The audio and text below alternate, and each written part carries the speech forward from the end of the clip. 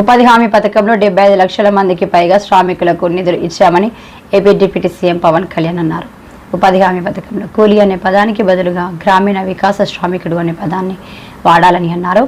మంగళగిరిలోని జరిగిన జాతీయ పంచాయతీరాజ్ దినోత్సవంలో ఆయన ప్రసంగించారు. బాలు నాయక్ గారికి engineering chief PR engineering department, T Gayatri Devi గారికి engineering chief rural water supply and sanitation, G Srikanth గారికి director society for social audit and accountability and transparency, Chilakalapudi Paparao గారికి సర్పంచ్ అసోసియేషన్, బాబు రాజేంద్ర ప్రసాద్ గారికి చైర్మన్ పంచాయత్ రాజ్ మెంబర్, అందరికీ నా హృదయపూర్వక నమస్కారాలు.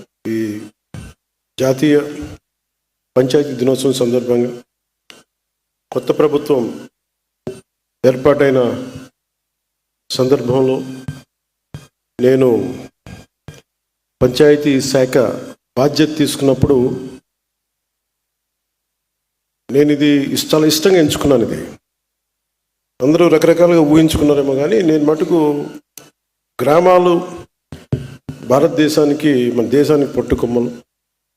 అలాగే ఇందాక ఇక్కడ చూస్తూ ఉంటే గాంధీజీ గారిది స్లోగన్, ఆయన ఇచ్చిన లైన్స్ ఉన్నాయి. Independence must begin at the bottom, because every village will be a republic, Panchayat having full powers. అంటే గ్రామాలే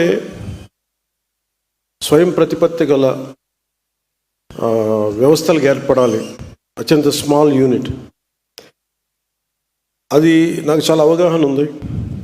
ఇందాక పట్టాభి గారు చెప్పినట్టుగా నేను పట్టణాల్లో చిన్న చిన్న టౌన్స్లో పెరిగానేమో కానీ నా గుండెల్లో ఎప్పుడు పల్లె ఉంటుంది, పల్లె అభివృద్ధి. ఎందుకంటే నేను చిన్నప్పుడు పల్లెల్లో ఉండాలని కోరిక నా జీవితంలో ఇప్పుడు కుదరలేదు, ఇప్పుడు కూడా కుదరకపోవచ్చు. కానీ పల్లె అభివృద్ధి చాలా చాలా కీలకం. ఈ సందర్భంలో నేను పంచాయతీరాజ్ శాఖ తీసుకున్నప్పుడు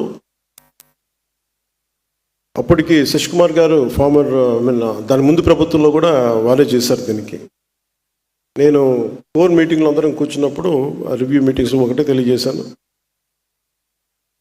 సార్, ఇక్కడ ఇది కక్ష సాధించం ఎవరి మీద. నాకు కావాల్సిందల్లా పంచాయతీకి ఏ నిధులైతే ఇవ్వబడ్డాయో అవి సంపూర్ణంగా ఖర్చు కాబడాలి. ఏ ఉద్దేశంకైతే ఇవ్వబడిందో డబ్బు, ఆ డబ్బు సంపూర్ణంగా దానికే నిర్దేశించిన డబ్బు దానికే ఖర్చు పెట్టగలగాలి. ఎలాంటి అవకతవకలు లేకుండా దయచేసి చూడండి అని చెప్పి ఆ బాధ్యత తీసుకున్నప్పుడు ఆయన చాలా మనస్ఫూర్తిగా, శశిభూషణ్ గారు చాలా మనస్ఫూర్తిగా తీసుకొని మేము మన ఇన్ని కార్యక్రమాలు చేస్తుంటే వెన్నంటే ఉన్నందుకు ముందుగా శశికుమార్ గారికి నా ప్రత్యేకమైన ధన్యవాదాలు.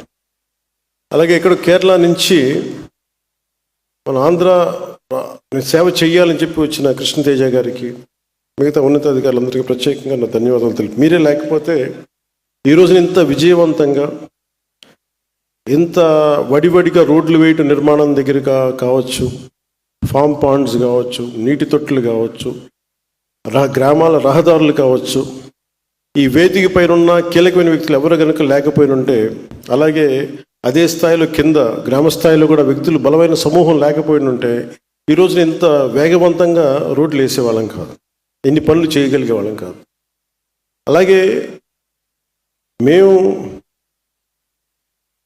ఇందాక శశిభూషణ్ గారు మాట్లాడుతూ కొన్ని కాంట్రాక్ట్స్ చేసిన దాన్ని ఇంకా కొంచెం చాలా నమ్మకం మీద భరోసా పెట్టారు ఈ ప్రభుత్వం మీద. కొంతమంది బంగారం తాకట్టు పెట్టి కూడా మేము పనులు చేసాం. ఎందుకంటే మాకు ఈ ఎన్డీఏ ప్రభుత్వం మీద గౌరవ ముఖ్యమంత్రి శ్రీ నారా చంద్రబాబు నాయుడు గారి నాయకత్వాన, సమర్థవంతమైన నాయకత్వాన నాకు చాలా బలమైన నమ్మకం ఉంది అని చెప్పి డబ్బులు ఇవ్వకపోయినా కానీ, ఇంకా రిలీజ్ కాకపోయినా పనులు చేసినందుకు ప్రతి కాంట్రాక్టర్స్, ప్రతి ఒక్కరికి పేరు పేరున నా ధన్యవాదాలు తెలుపుతున్నాను.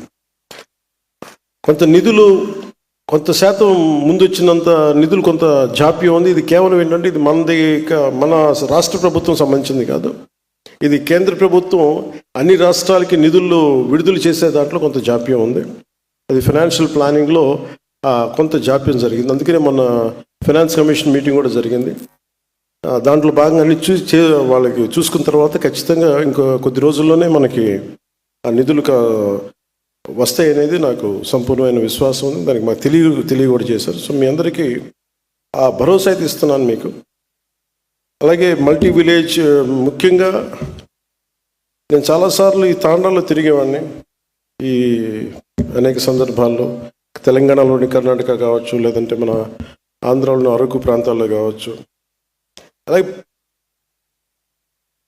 ముఖ్యంగా మన పంచాయతీలు తీరుతెన్నులు చూస్తే చాలా బాధ వేస్తూ ఉంటారు.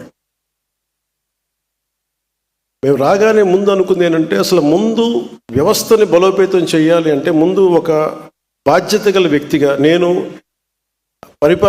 నాకు పరిపాలన అనుభవం లేదు నాకు, కానీ చిత్తశుద్ధి ఉంది, త్రికరణ శుద్ధిగా ఒక మంచి చేయాలని సదుద్దేశం ఉన్నవాడిని. ఒక 2 నెలలు చాలా కీలకంగా దీని మీద అధ్యయనం చేశాను.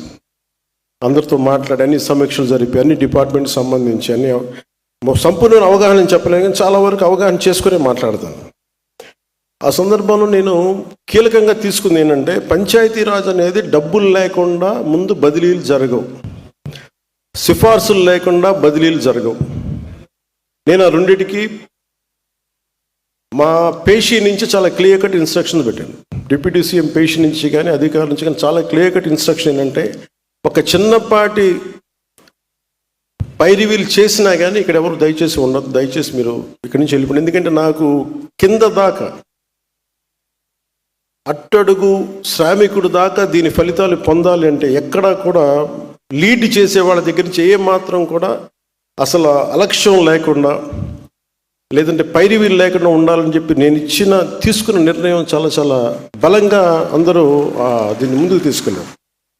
అందుకనే మనకి డిఈఓలు కానీ ఎవరైనా సరే ఏ స్థాయి అధికారులకైనా క్లియర్ కట్గా ఏం చెప్పి, మా పరిధిలో ఉన్నంత వరకు ఎంతమందిని ట్రాన్స్ఫర్ చేయాలి. చాలామంది మా మన వెంకటకృష్ణ గారు, మన ఓఎస్